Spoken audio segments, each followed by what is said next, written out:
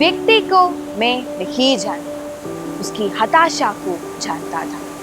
ആ വ്യക്തിയെ ഞാൻ അറിയുക പോലുമില്ല, പക്ഷെ അവരനുഭവിച്ചുകൊണ്ടിരിക്കുന്ന ആ ഒരു നിരാശ എന്ന ഭാവത്തെ ഞാൻ വളരെയധികം അറിയുന്നു. ഇത് നമുക്ക് പഠിക്കാനുള്ള ഒരു പാഠത്തിലായിരുന്നു അല്ലേ? ഏതായിരുന്നു ആ പാഠം? ഹതാശ സേ ഏക് വ്യക്തി ബൈഠ് ഗയാ ഥാ. നിരാശയോട് കൂടി ഒരു വ്യക്തി ഇരിക്കുന്നുണ്ട് അല്ലേ?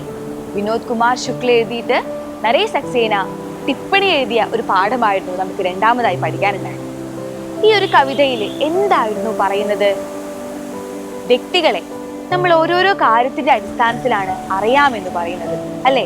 അതായത് ഒരു വ്യക്തിയുടെ പേര്, വിലാസം, പദവി, ജാതി, ഇതിന്റെ ഒക്കെ അടിസ്ഥാനത്തിലാണ് നമ്മൾ ആ വ്യക്തിയെ അറിയാമെന്ന് പറയുന്നത്, ഞാൻ അടക്കം. പക്ഷേ ശരിക്കും അങ്ങനെയാണോ വേണ്ടത്?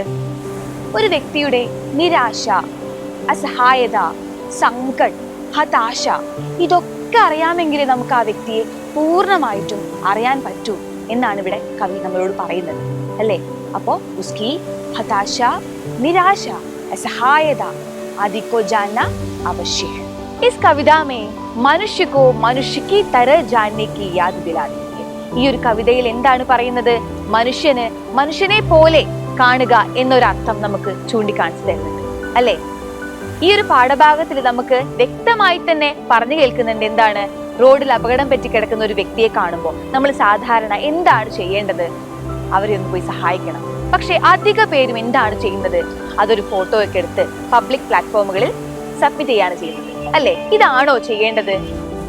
ഈ ഒരു പാഠത്തിന്റെ അവസാനമായി നമുക്ക് തരുന്ന സന്ദേശം ഇതാണ്: ദോ മനുഷ്യോं के बीच മനുഷ്യത്വ അഥവാ മാനവീയ സംവേദന ഹോന ജറൂരി ഹൈ. രണ്ട്, മനുഷ്യർക്കിടയിൽ എന്താണ് വേണ്ടത്? മനുഷ്യത്വം വേണം. ഇത്രയും കാര്യങ്ങളാണ് ഈ പാഠത്തിൽ പ്രധാനമായിട്ട് നമുക്ക് പഠിക്കാനുള്ളത്. ഈ ഒരു പാഠഭാഗവുമായി ബന്ധപ്പെട്ട് നമ്മൾ എക്സ്പെക്ട് ചെയ്യേണ്ട ഒരു ചോദ്യം ഇങ്ങനെയാണ്: ജാന്ന ശബ്ദ കി രൂഢീഗ്രസ്ത് ആധാർ അഥവാ സഹി ആധാർ. അപ്പൊ ജാന്ന എന്ന ശബ്ദത്തിന്റെ പരമ്പരാഗതമായി നമ്മൾ ഫോളോ ചെയ്തു പോകുന്ന ആധാരങ്ങൾ ഏതൊക്കെയായിരുന്നു? നാം, പത്ത, ഓഹദെ, ജാതി, ഇതൊക്കെയായിരുന്നു അല്ലെ? ശരിക്കും നമ്മൾ അറിയേണ്ട കാര്യങ്ങൾ എന്തൊക്കെയാണ്? സങ്കട്, ഹതാശ, നിരാശ, അസഹായത. അപ്പോൾ നിങ്ങൾ ഇതൊന്നും ഒരിക്കലും മറക്കാതിരിക്കുക. എക്സാമിന് ഉറപ്പായിട്ടും വരുന്ന ചോദ്യമാണ്. പിന്നെ ഡീറ്റെയിൽ ആയിട്ടുള്ള ക്ലാസ് ഏകന്റെ 10th ചാനലിൽ കൊടുത്തിട്ടുണ്ട്. എല്ലാവരും ഒന്ന് അവിടെ പോയി കാണുക. അപ്പോൾ ഓക്കെ, ബൈ.